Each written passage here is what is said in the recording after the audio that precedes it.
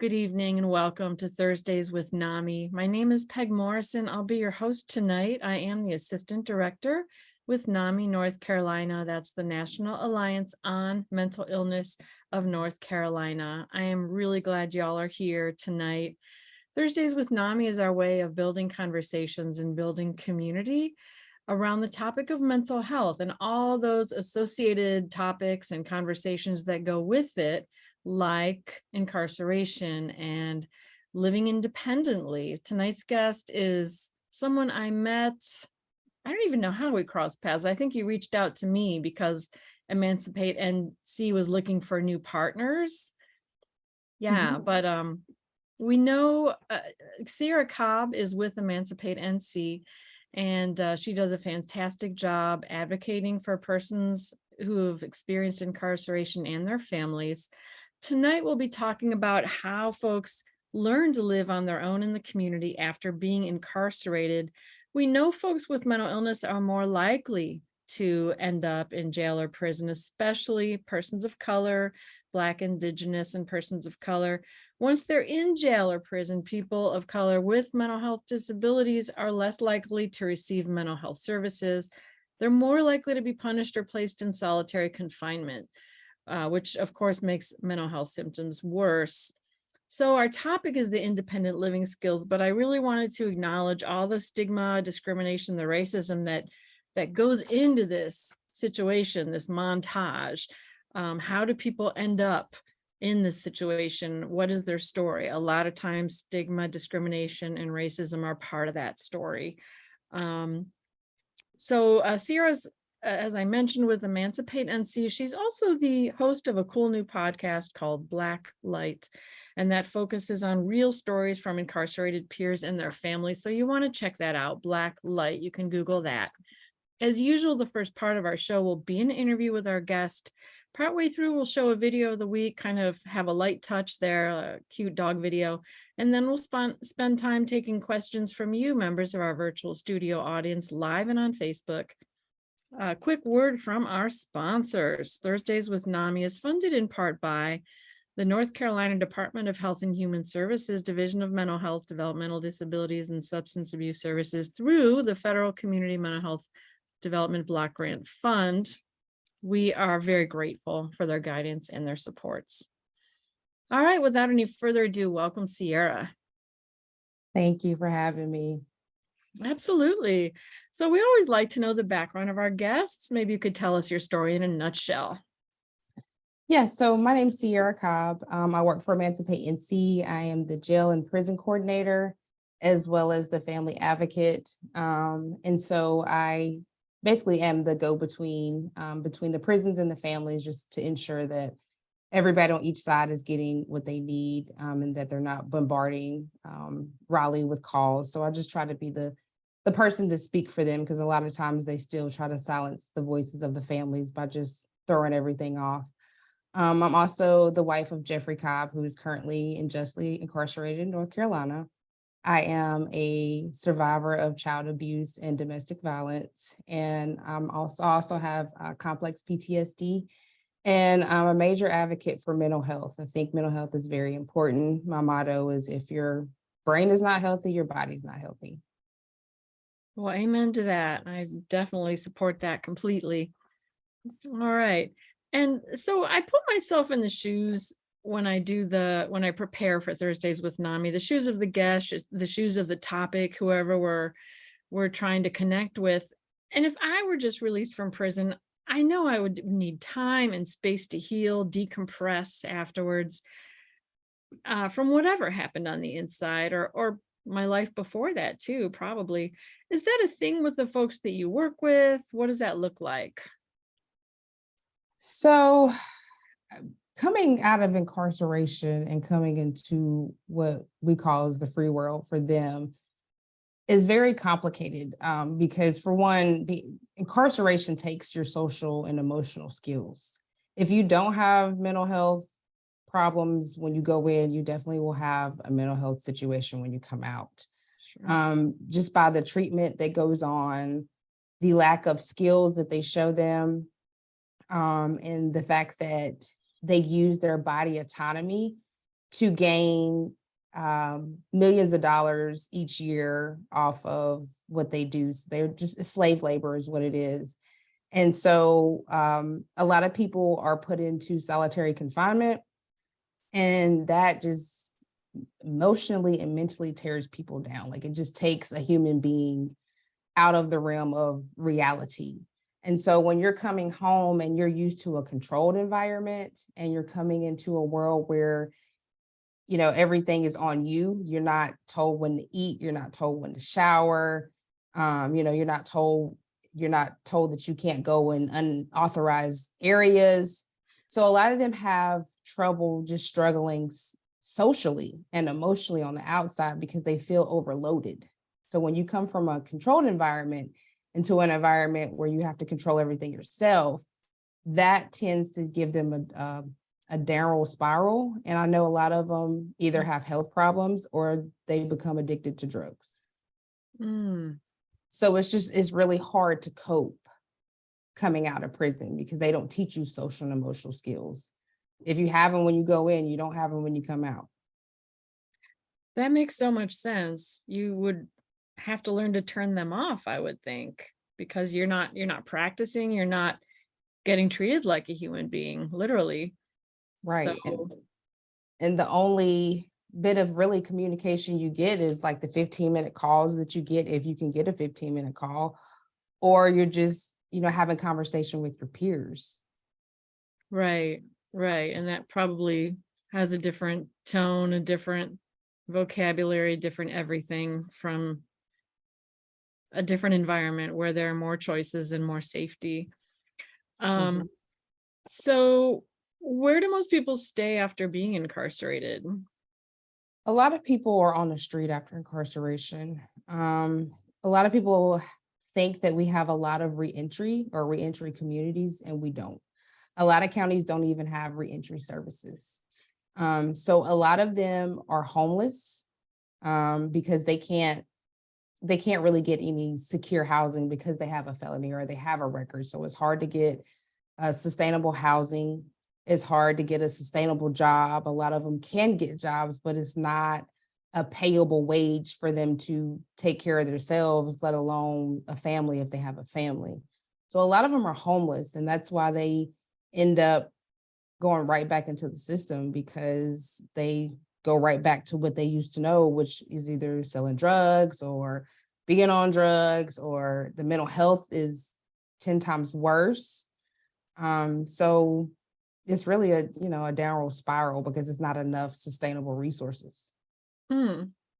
So they need intensive support, probably more than they've ever gotten in their lives, and they get the opposite of that. Yes. We need way more transitional housing. We have, I think Raleigh and Durham has the most transitional housing, but outside of that area, it's really no transitional housing. So that's the issue.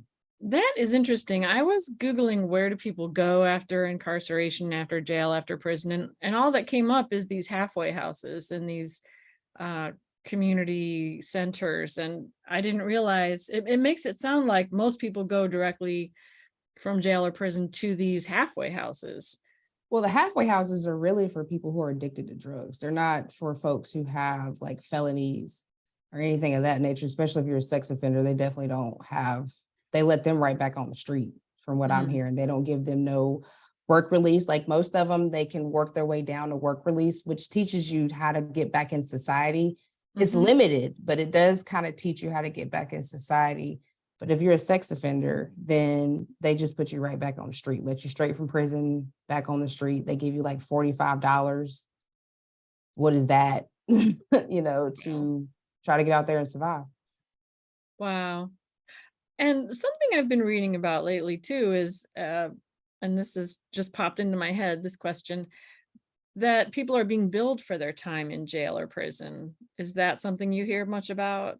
So that's your restitution. Anytime that you have a court case, when they wrap up your court case, it's part of your restitution. So your restitution consists of paying your lawyer.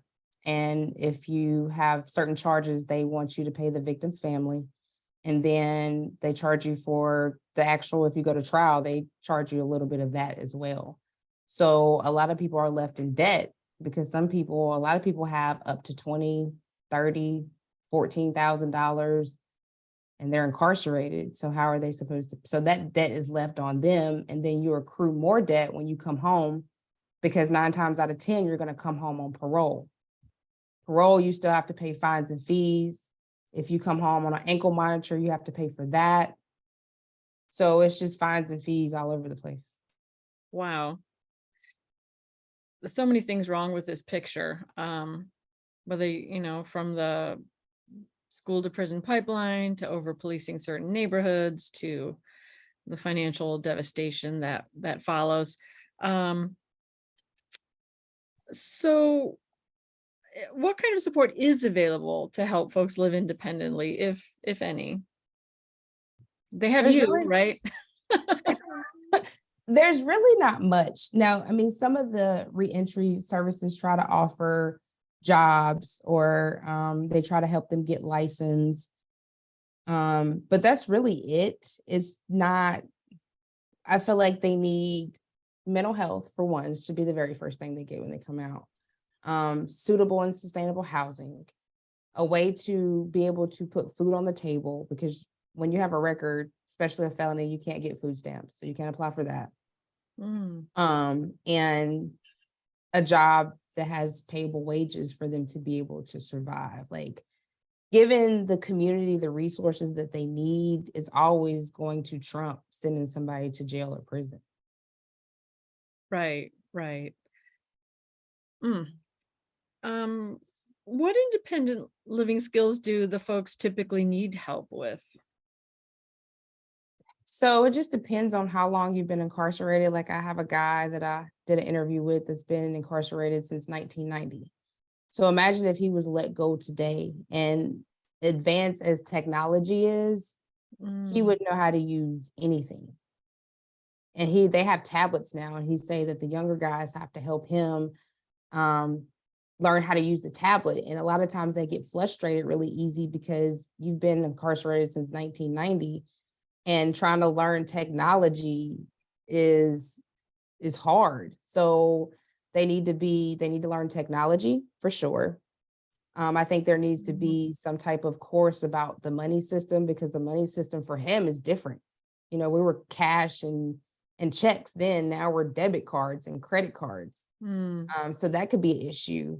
They have a lot of problems with just getting a regular ID when they come out. Instead of them going ahead and trying to get that information and get those, your ID or your driver's license before you're released, you have to wait. So then you have to wait they give you a state paper ID so you could take to the DMV, but then the DMV says that they don't take that.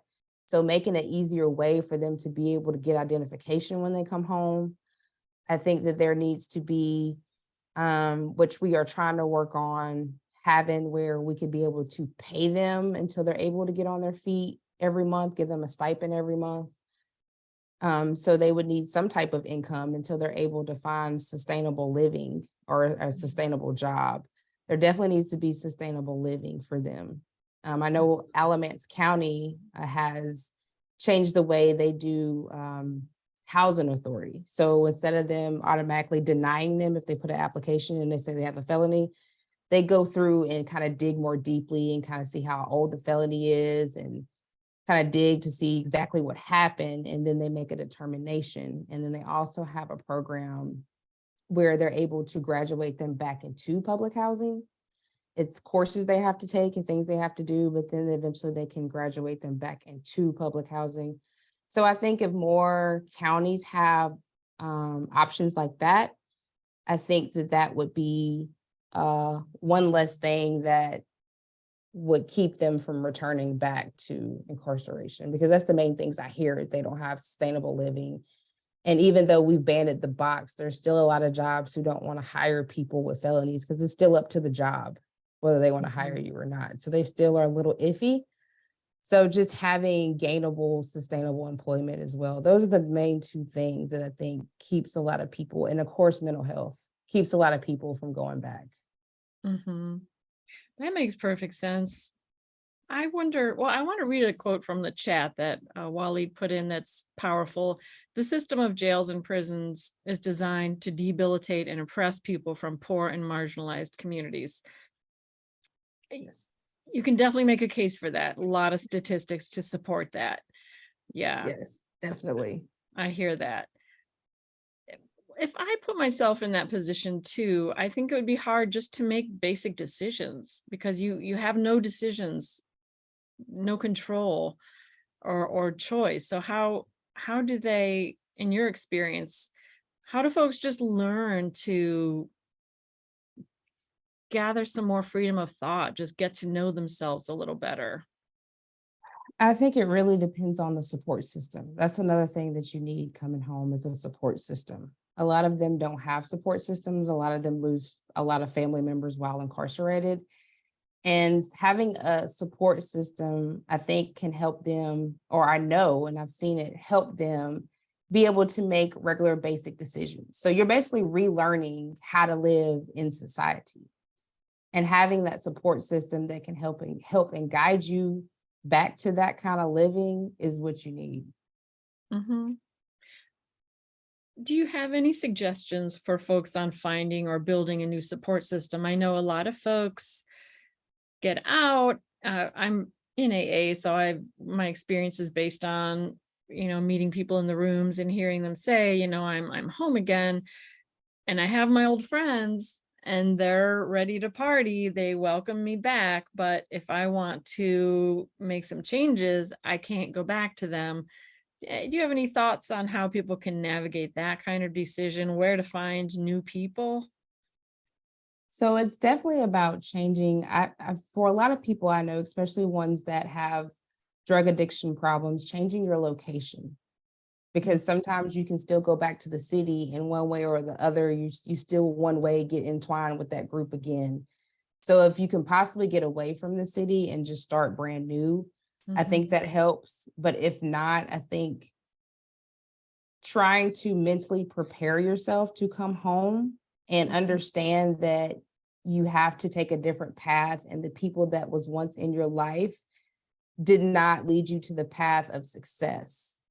So you have to understand that, hey, I have to start connecting myself with people that are successful and positive and that are going in a direction that will take me up and not down. Mhm. Are there informal communities like church communities or nonprofits? I know the Alliance of Disability Advocates has done a lot of work with incarcerated folks, helping them live independently. That's in the central part of the state. Um, I know some church groups are really effective, or at least, seem to have their hearts in the right place and put the time in and put the resources in.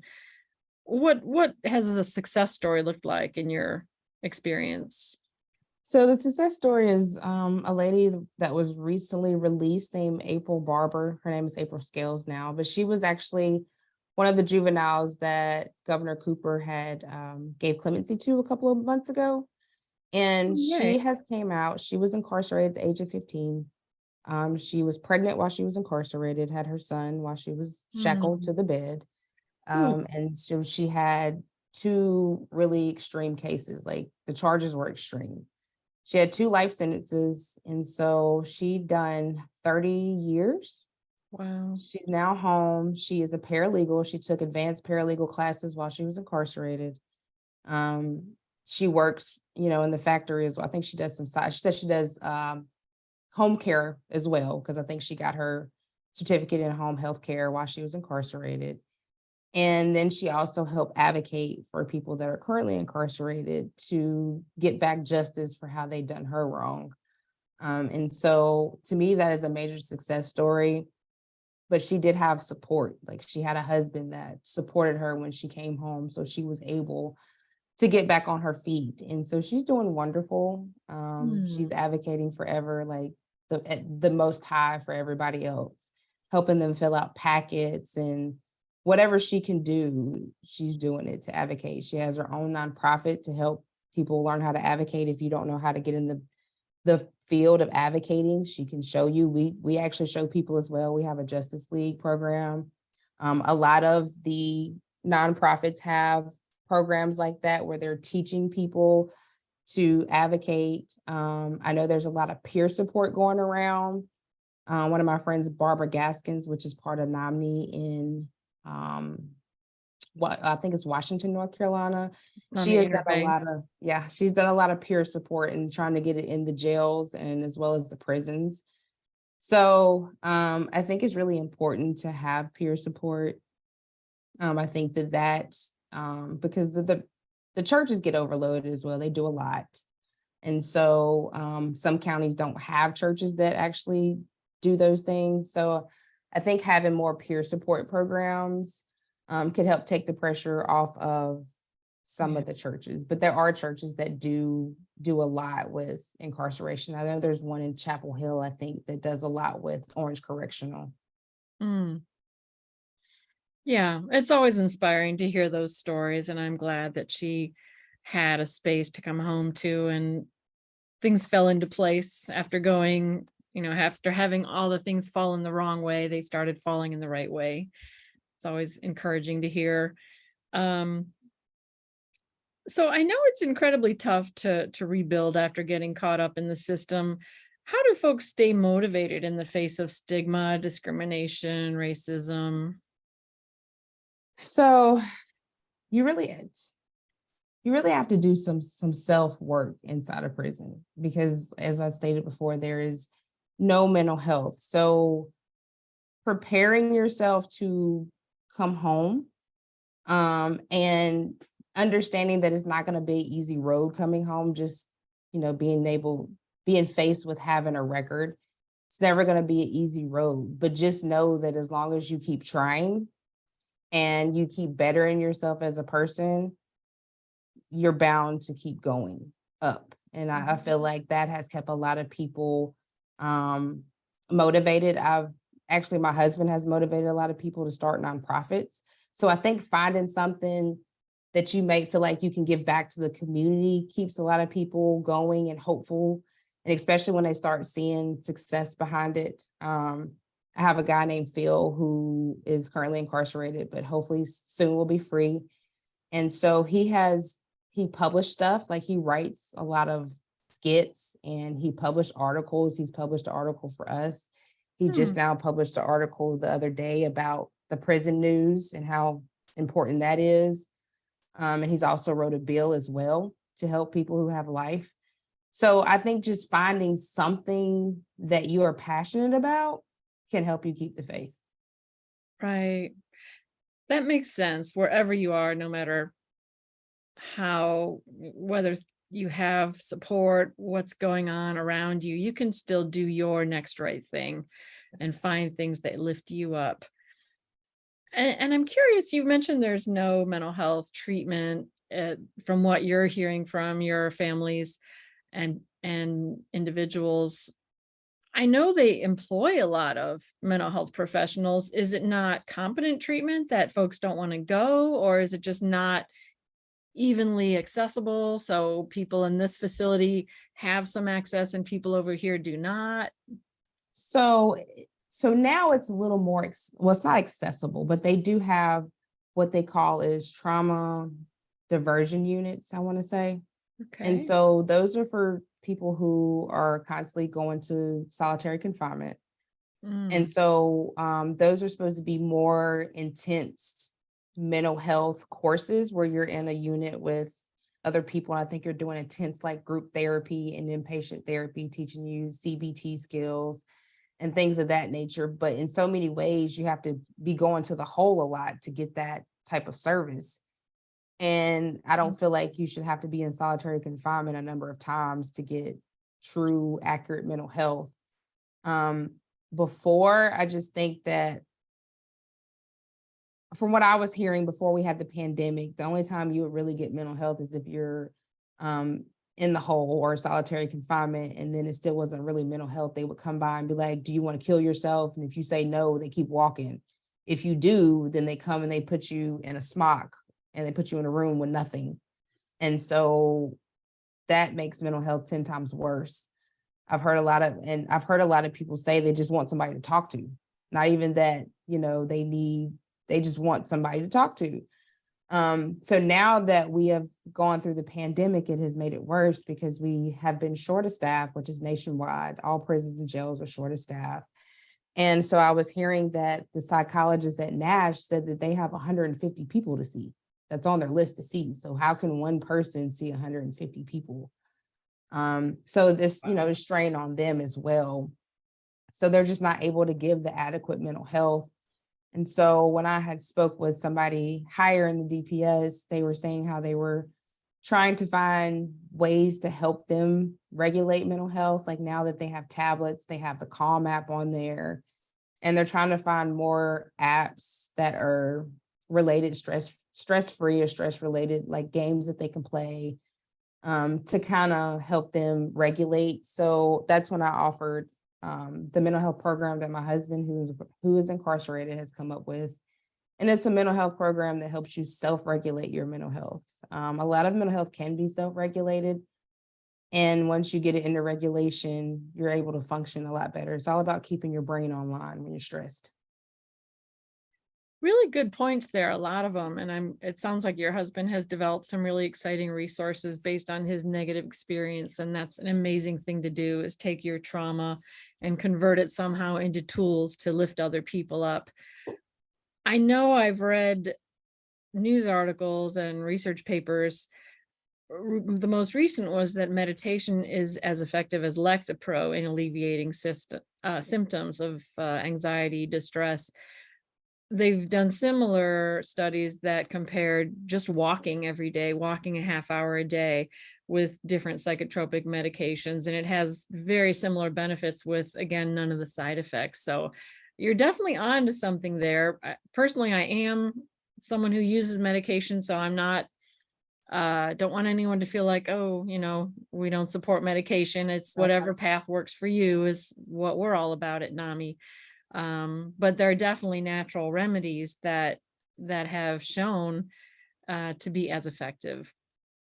What gives you hope, Cierra? I think what gives me hope is just seeing like stories like April Barber and seeing people that are inside that are actually trying to change what's going on. There's a lot of people that have tapped into mental health that's incarcerated and on the outside. And just seeing that a lot of people are starting to realize that people are incarcerated due to not having resources or not having adequate mental health, because there was a study done stating that many people don't get adequate or don't get medical mental health at all unless they're incarcerated. And so they might get some.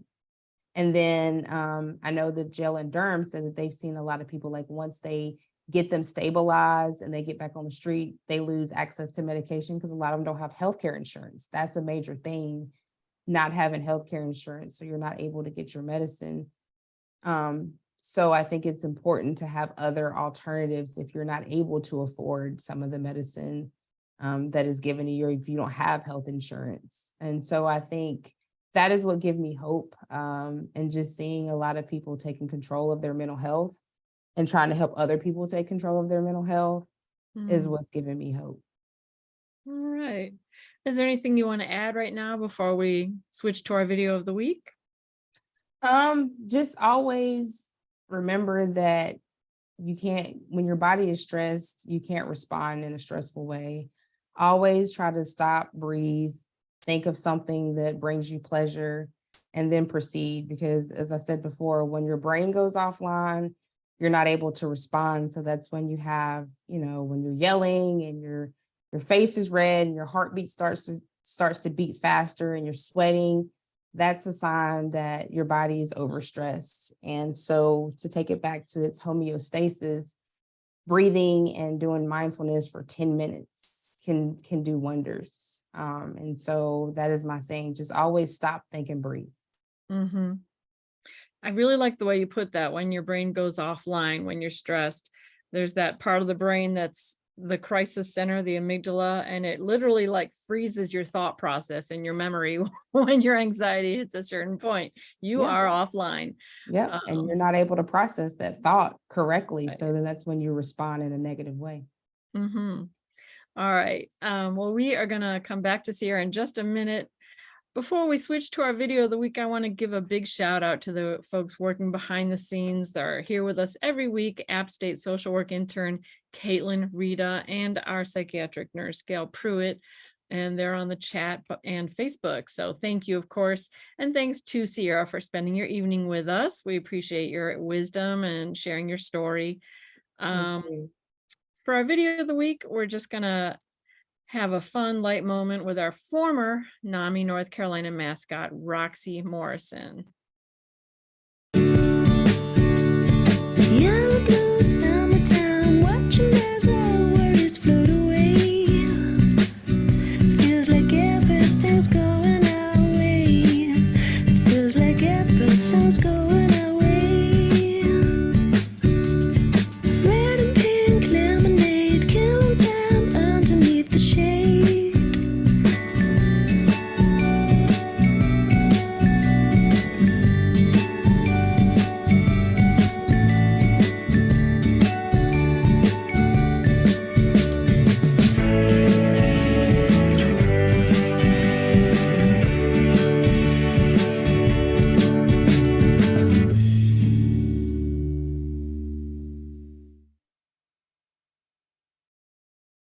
Aw. That was cute. Yeah, we take a break from the heavy stuff just for a few minutes. So now we're eager to take questions from you, members of the virtual studio audience on Facebook Live and Zoom. Go ahead and type those into the chat box, Q&A, ideally the Q&A or the Facebook comment section. And I know one we didn't get to. What do you wish more people knew about folks with mental illness who end up in prison or jail? Well, I just want them to know that the mental illness is 9 times out of 10 what landed them inside of jail or prison. A lot of people don't just wake up committing crimes. A lot of people are going through a lot, and you never know what somebody's going through because a lot of people don't like to, just tell certain vulnerable things to people, so they hold them inside. And I think that that is what causes a lot of the mental health. A lot of people, mental health has stigma to it. And you see a lot of people who are dying from police, having mental health crisis. And so I just think that people need to just stop and ask somebody, are they okay? Because you never know what they're going through. And to understand that a lot of these things aren't done purposefully. But when, like I said, when your mind is not healthy, your body is not healthy, so that you're not able to function. And so a lot of crime comes from your brain being offline. Yeah, a comment that's come up in the chat: mental illness and poverty are criminalized. Yeah, you're not wrong. Not at all. Yeah. And to go into a bit of history, we used to sort of warehouse folks with mental illness in state hospitals, these huge asylums. They used to call them lunatic asylums, and then the language changed to psychiatric state hospitals. And between the 60s and the 80s, they just started shutting those down. And there were some good intentions there. We have better medication. We can bring people home. There are more effective therapies. But the money didn't follow. The services didn't follow. The people were released. And suddenly we had more folks with mental illness who were homeless. And we had many more folks with mental illness in prison and jail. They have nowhere to go. And you're right. You're not allowed to just wander randomly in certain parts of the city. You'll be trespassing, you'll be loitering, you'll be harassing. Yeah. And so it leaves. So now that we don't have mental health hospitals, the prisons have become the mental health hospitals in so many ways. Exactly. Yeah, that's what they call them. And it's such a shame because so this is a deeper history lesson. In the 1800s, this woman, Dorothea Dix, in New England, yeah, you're nodding your head, mother of social work. She was doing a Bible study in a jail and saw all these folks with mental illness and said, I've got to do something about this. And she started visiting state legislators. She started giving speeches. saying, hey, we need hospitals. We need to treat these people. So she started that whole asylum movement. We had the psychiatric hospitals Mhm. come into vogue, and they were in every state, thousands of people in the hospitals. There were problems, of course. But now we've kind of come full circle. If she would visit the United States today, she'd say, what happened to my Where are they solution? at? Yeah. Yeah. And All I right. just think that maybe because the state, especially North Carolina, I don't know what happened if the money just didn't follow, but the care started to fall. And so it got worse. It started becoming a mental prison in a way. Right. And it's true across all states that the money just did not follow. Question from Gail. Do you have any suggestions for making communities better, more supportive to prevent the social determinants of mental illness and the potential for incarceration? So I think that it comes from advocating, really going to the legislators and reaching out to mental health providers to offer, because a lot of people don't have insurance. I think that's the thing, like advocating for Medicare and Medicaid for all so that people are able to get some type of mental health.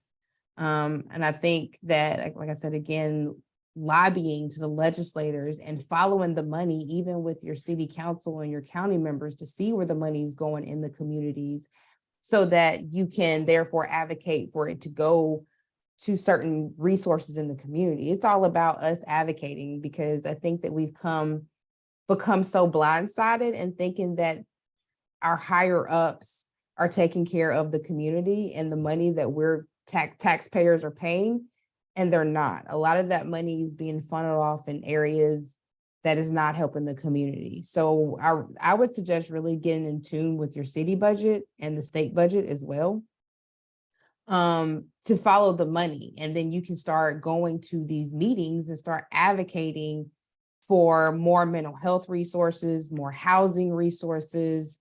And as far as the prison goes, I think really advocating to them, calling Raleigh, just asking them questions about, well, hey, what are you doing for mental health? And how can us as a community help you to get these people more mental health so that when they come home that they're healthy and not,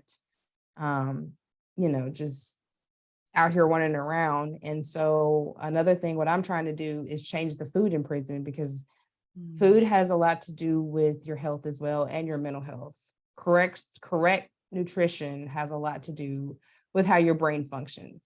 And so trying to change the way that they feed them in there is a big thing. So I think those two together can just change mental health and incarceration, and also doing the same thing outside, like out here, having agriculture and having sustainable food, because like I said, food is a big part of mental health and your body's well-being. I love that answer. Community gardens come to mind. It's just good energy, good work on so many levels. Yeah. And peer support. That's another thing. Anybody can take a peer support class. I think we need more peer supports. Brothers and sisters, big brother, big sister program. A lot of people can volunteer for that, especially for the children, because I don't think people understand that Child Protective Services is another prison pipeline. A lot of kids are being funneled through the system. And I read an article that they're 90% times are going to be incarcerated or even touch the carceral system by being in a foster care. So just having more like community support, supporting one another in the community, I think is another big thing. That is a heartbreaking number. Yeah, 90% of children who are in foster care will enter the carceral system. Along with those social determinants and other solutions, it seems like a good time, as you did earlier, to plug Medicaid expansion. It should be low-hanging fruits. We've come very close in North Carolina to expanding Medicaid, using those federal dollars that are available at very little cost to us. We could insure 500,000 more people in the state of North Carolina, and then some of these folks would come home to their communities and have health insurance at no cost to them. You just can't overstate the importance of that. You So, can. And it's really no excuse with all the AARP funds that we got. That's why I say we have to follow the money and we have to put pressure on them because they had got a lot of states got millions of dollars in AARP money that could have been used for mental health and for expanding Medicaid, but politicians just don't want it that way. So we as the people have to stay on them to let them know we're watching our dollars. mm, accountability is super important. It is very important. And remember, you elected them in, so you have the power to tell them what to do and what not to do. That's the thing. We don't feel like we have the power, but we have the power. We just all have to collectively move together. Right, right. And this is a pretty good time to reach out to people before the election. They're all about the election. They've got that one focus, but now in principle, they should be more, have a little more time. If they're newly elected, they need until January or maybe even the spring to get settled into their new office and get all that transition stuff worked out, but they're not focused on the election. So good time to try to grab their ear. And the new long legislative season is coming up this year. So get out there, go to the sessions and lobby. You can become a lobbyist. I think that they have the information on the governor's website. I think might be wrong on that, but you can find out information about how to become a lobbyist and go out there and lobby and tell your story. Bring somebody from the neighborhood that you know that is directly impacted from mental health or whatever situation it is, and have them go up there and speak, because a lot of times politicians are so out of touch with what's going on. They're only in their little bubble and that's it. And if anything that's outside of that bubble, they don't know. So until as communities start going there and, really expressing what you're going through and how you want to change, then that's the only way to really get them to understand, especially a lot of politicians who are hard on, standing firm on certain bills, like the whole Medicaid expansion. Y'all get out there, make noise about it. Like, you're really going to have to call your local and state leaders and tell them, express to them how everybody needs Medicaid. It's not because people are lazy or whatever their reason is for not giving Medicaid, but explain how important it is for your community to be healthy, to be mentally healthy, physically healthy, and happy. Absolutely. And the more you research Medicaid, the more you find that the recipients are children, disabled folks, senior citizens. Of course, they're on Medicare too, but it's just so important to do all that. Good point from Gail in the chat box. You can talk to your legislators without being a lobbyist too. Okay. You're a voter. That's really what they need to care about. Question from April. How can we encourage communities to open more halfway houses or step down units? So it's all about getting in the community and speaking to local municipalities to see what they're doing. I know Guilford County came up. We actually opened one last year. So talking to the local municipalities, your courts, to ask them, hey, what are we doing about reentry? Do you have any diversion courses or diversion courts, which are courts that instead of sending you to jail, they'll send you to a different program or just divert the charge, and ask them, how can we get a reentry started? And as far as, transitional housing, anybody could go buy a house that's foreclosed and turn it into transitional housing. You don't really need the state to do that. Anybody could do that. But yeah, I think that's what it boils down to. All right. I'm kind of reflecting on our conversation about independent living skills and what folks need to live independently after incarceration. And a lot of it boils down to resources. Like what I hear you saying is there's something in psychology called Maslow's hierarchy of needs, and you've got to have those basic needs met, the food, shelter, sleep, safety, before you can move up to the social connection. It sounds like those basic needs, of course, have to come first. And so that's something, if we're going to focus on independent living and the skills required, that first thing has to be, how can I just survive and support myself? Right. And that's the major thing. A lot of people who come out don't have support because they've been incarcerated for 20, 30, 40 years. So you can imagine half the family members that they had, oh no, are no longer living. So what support would they really have besides the minimal resources that they have for reentry? Mm-hmm. Right. All right, I'm going to make a few announcements. We've got a lull in the questions, but we do have a little extra time, y'all. If you have questions, get them typed in there. We'd love to answer. Oh, interesting point in the chat box. Emotional intelligence is also an important factor needed to avoid recidivism. That's an interesting point. What are your thoughts about that, Sierra? Yes, Craig is actually, thank you, Craig. I work with Craig. Craig is actually formerly incarcerated and spent a lot of time in solitary confinement. Hmm. So Craig knows a lot about having or needing social and emotional skills. And I hear that a lot. Like I heard this one guy that I interviewed said that when he gets out, he won't know how to talk to a lady. Like he won't know what to say to her or how to approach her because all he knows is how to talk to the guys that's in his bunk area. So that's scary to know that, he really won't know how to start a conversation, like simple stuff of starting a conversation. It's hard for people who have been incarcerated for a long time or have been in solitary confinement for a very long time. So if not teaching yourself, really getting emotional social skills is something you definitely need. Mm-hmm. That's really powerful stuff. I mean, there are just so many aspects to living a life where you feel okay. A few years ago, the New York Times published a story about a study that spoke to isolation and loneliness, and then the health outcomes of isolation and loneliness are the same as smoking 15 cigarettes a day. We need to feel connected. We need to have friends, people who care about us and know our name. We need all that stuff. And Craig, maybe you'd like to be on the show sometime and share your experience. That would be pretty awesome. Craig's a wonderful dude. He is. He actually has a campaign going to end solitary confinement, and I'm on that committee. And so that's one thing that we're trying to do. He works with Disability Rights of North Carolina, and so they help a lot of people who are incarcerated that have disabilities.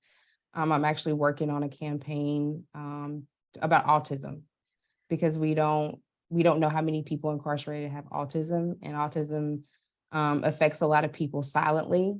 And Right. so trying to do research on how many people have autism and how prison is affecting them, because I have two children who have autism. And so I know my youngest one gets overstimulated, and prison is nothing but overstimulation. So just trying to hit all areas of mental health in prison, because a lot of people are just left out, Mm-hmm. That's really important work.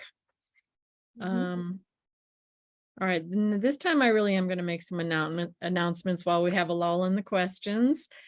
Please join us next week. Interesting, we've touched a tiny bit on complex trauma. Next week, our guest is a complex trauma coach, Candace Alley. She grew up in the Blue Ridge Mountains of North Carolina in Caldwell County. She learned to smoke crack at home. She experienced abuse as a child and youth. Today, she's a certified peer supporter coach and founder CEO of the Trauma Resource Network. Very cool and inspiring woman, Candace Alley. Please fill out our survey. If you're with us on Zoom, and when you leave the meeting, you will see a survey magically appear on your screen. Please fill that out. Let us know what we could do differently, what you liked. It helps us improve over time and show our funders what we do. If you'd like to be a speaker, fill it out and let me know your contact information. That would be awesome. All right. Any final thoughts? I don't see any more questions trickling in. We could take one or two if we get them in real quick, but any final thoughts, Cierra Cobb? Just get out there and start advocating for your community and for the people that's incarcerated. They really need it. I think a lot of people look at incarceration as you did the crime, now do the time, and it's way more than that. You have a lot of people who haven't committed a crime at all. You have some that did because they just wasn't mentally well. You had some who did because they were trying to, survive and feed families. And so I think it's really important to also reach out to them. They need support. You can always just look them up and go find them on text behind and send them a text behind. I hear a lot of them don't have support. They don't have family. And so it'd be nice just to hear from somebody on the outside, just to encourage them and give them encouragement, as well as your community. Ask somebody, you see somebody who looks down, ask them, are they okay? And how can you help? Because you never know what somebody's going through. And so we have to do better about taking care of one another in our communities. Therefore, that we don't overload the healthcare system, since a lot of people don't have insurance. We're able to help one another. And so I think that that's really important. Well, I love that message. That was very well said and inspiring. NAMI does have free classes and support groups. We are a natural support there for you. And I was thinking as I prepared for the show, how I grew up. I'm not one of those people who really thought life was totally fair. My life hasn't really given me that lesson, but Right. I didn't understand how jail and prison could really happen to anybody. I didn't understand, especially folks with a mental health challenge, especially folks in the Black community. And now I see it as radically unfair how many people end up, their life just pushes them in that direction, just trying to survive. And it's really opened my eyes over the years working in mental health and learning from people like Cierra. So I really appreciate your sharing your insight and your passion with us. Thank you for having me. I'm glad to share it. All right. Join us next week. And in the meantime, please take care of yourselves. If you're lonely, you feel lost, misunderstood, we get it. Please give us a call at NAMI, and have a great night, everyone. Bye. Have a good one. Bye, Sierra.